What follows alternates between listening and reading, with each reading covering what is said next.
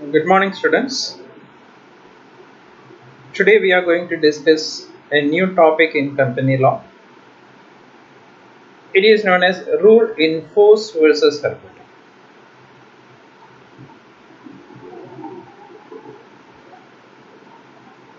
So you see, it is a very old case, English decision. It was contested in 1843 and the decision was given in 1843. But the principle laid down in this particular case was valid and relevant even today.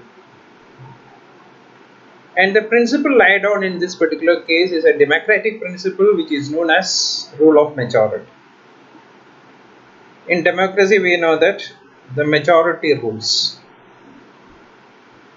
A company as a legal person is also a democratic institution. In this institution, the decisions are taken in the meetings of the directors as well as the shareholders by majority. There may be some minority who may not be interested or who may not approve the decisions of the majority.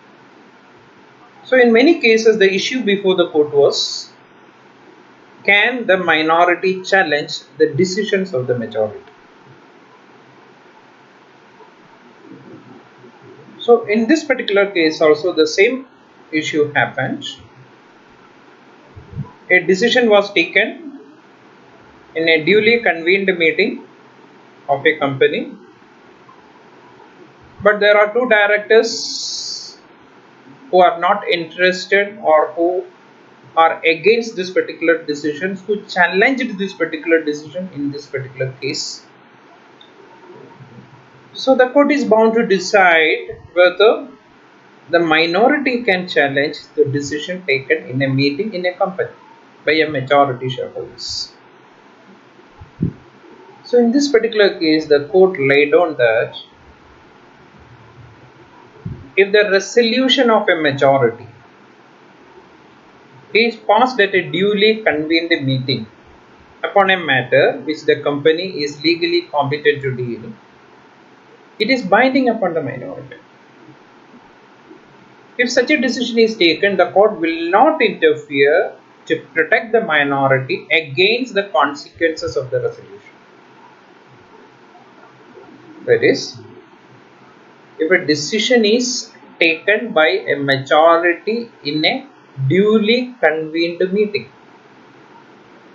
on a matter which the company is legally competent to deal, it is binding upon the minority. So you see here a decision is taken through the resolution in a meeting by the majority.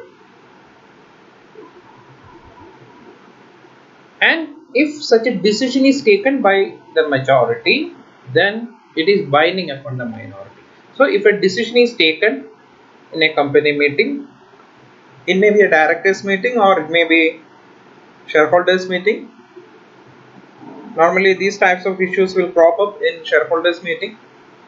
So if a decision is taken or a resolution is passed in a shareholders meeting by majority, it is binding upon the minority.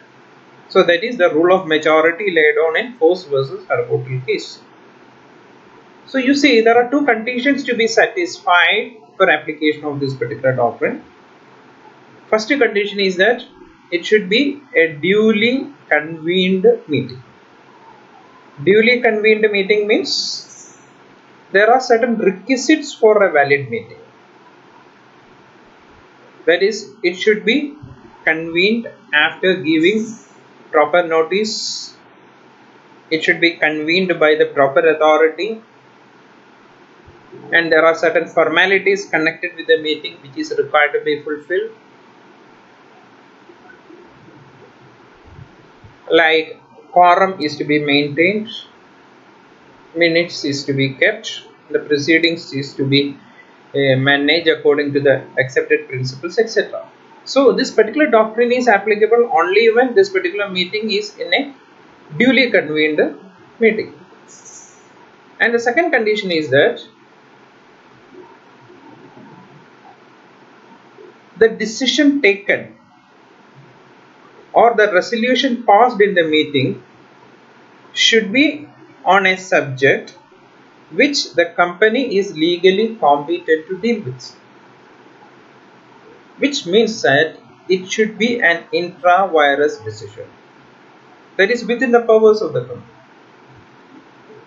For example, suppose the shareholders are taking a decision which is beyond their powers, then, or which is against the law, company law, then this particular doctrine is not applicable because the company or the shareholders are not legally competent to deal with such a situation. So if these two conditions are satisfied, then the decision taken by the majority is binding upon the minority. What are those conditions? First one is it should be taken in a duly convened meeting. Second one is the company is legally competent to take such a decision. If these two conditions are satisfied, the decision taken by the company is binding upon, the decision taken by the majority is binding upon the minority. And if such a decision is taken, then the court will not interfere in that particular decision. Sometimes these particular decision may interfere with the rights of the minority.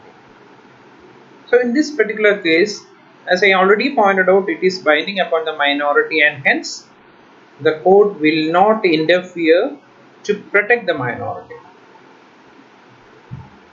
There may be some consequences, adverse consequences to the minority.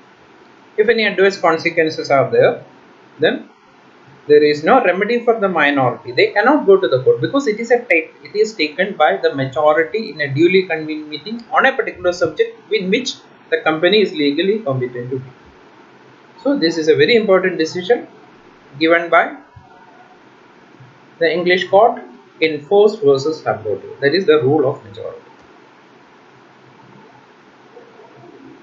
So if such a particular doctrine is applied, if such a decision is taken, the consequence is that the proper plaintiff for wrongs done to a company is the company itself.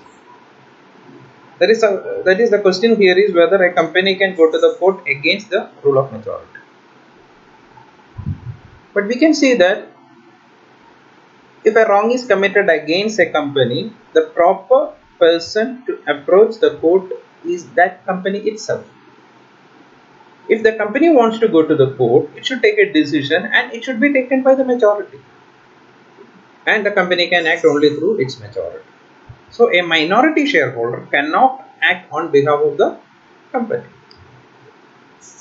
And the next consequence is that